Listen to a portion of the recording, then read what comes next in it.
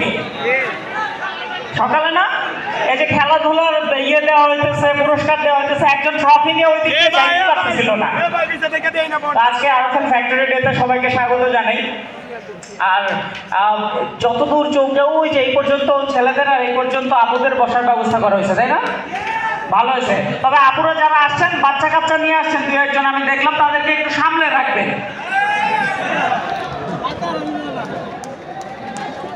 তাহলে বোধহয় দুই একজনই দেখতে পাইছি আমরা, তো একটু সাবধানে রাখবেন। কারণ হচ্ছে গেট দিয়ে ঢোকার সময় এক বাচ্চা দেখলাম কান্নাকাটি করতেছে ওর আব্বার হাত ধরে, আব্বা আমি আম্মুর কাছে যাবো, আমি আম্মুর কাছে যাবো,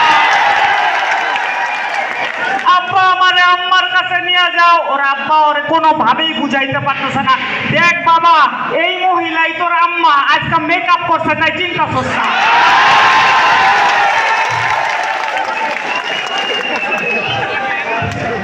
এমন মনে হয়েছে না সকালবেলা, আচ্ছা আপনি কি ওই যে আমার পাশে ওই যে আমরা একসাথে কাজ করি, আপনি বিশেষ বিশেষ দিনগুলোতে এরকম হয়, এই মহিলারা চিনা চিনা লাগে, এটা কি ওইটা? না না না, ওইটা তো এত সুন্দর আসিল না।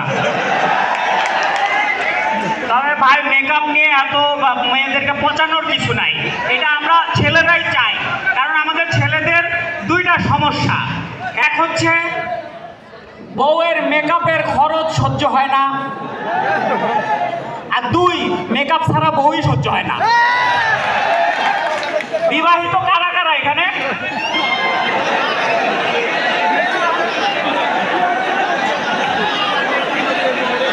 এই একজন কয়েকজন দুই হাত তুলছে, ওনাকে দুইটা করে করছে। তো বউয়ের মেকআপের পেছনে টাকা পয়সা খরচ হয়? তেমন হয় না। যাক ভালো হয়েছে, তাহলে মাশাআল্লাহ ভালো বউ পাইছে। আমার এক বড় ভাই আছে, একটাই বড় ভাই আমার, তার বেতনের মোটামুটি 25%, 4 ভাগের 1 ভাগ চলে যায় বউয়ের মেকআপের খরচের পিছনে। তো সব সময় তো টাকা থাকে না, তখন বউরে বোঝানোর চেষ্টা করে, একটু পাম করতে দেওয়ার চেষ্টা করে। একদিন এরকম একটা অনুষ্ঠানে আসবে, তো অনুষ্ঠানে শুরু হয়ে গেছে, দেরি হয়ে যাইতেছে অনুষ্ঠানের, কিন্তু বউয়ের মেকআপ আর শেষ হইতেছে না। একটু পর পর যায়, হ্যাঁ গো হয়েছে, এই 10টা মিনিট দাঁড়াও।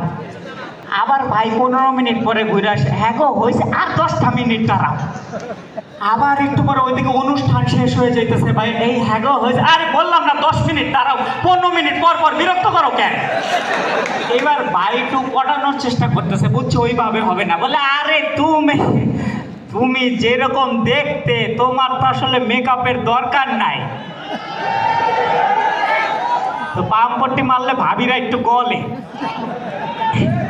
এইবার ভাবি একটু বলছে, বলে হ্যাঁ একদম ঠিক বলছো, আমি তো আসলে ন্যাচারাল সুন্দরী, আমার তো মেকআপের দরকার নাই, তাই না বলো? বলে আসলে তোমার যা চেহারা তাতে মেকআপের দরকার নাই, তোমার প্লাস্টিক সার্জারির দরকার। তো কারো কারো আবার হচ্ছে যে সরাসরি টাকা তো চাওয়া যায় না, অফিসে থাকে ভাই, তো মোবাইলে চায়, হ্যাঁ গো এই যে ইয়ে করো তো, বিউটি পার্লারে যাবো, আমাকে 1000 টাকা পাঠাও তো।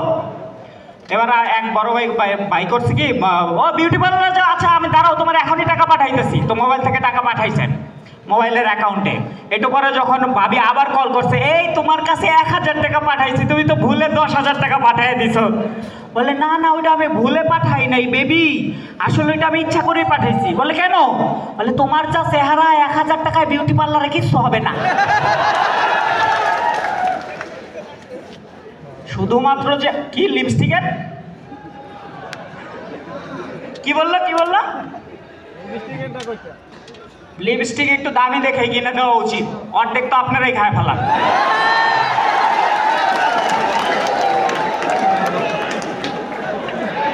সামনে আবার ভ্যালেন্টাইন ডেও আসতেছে,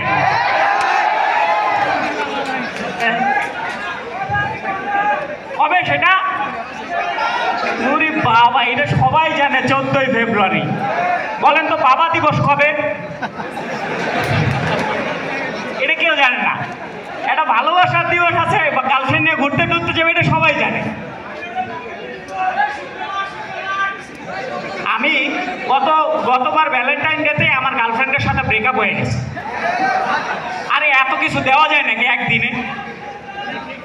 এত কিছু করে মানে টাকা পয়সা যা থাকে ওই একদিনে মোটামুটি অর্ধেক খরচ হয়ে যায়। তো ওই দিনে ব্রেকআপ হয়ে গেছিলো, আর না দিতে পারলে দেখবেন একটু ব্রেকআপ হয়ই, যতক্ষণ দিতে পারবেন ততক্ষণ আসেন।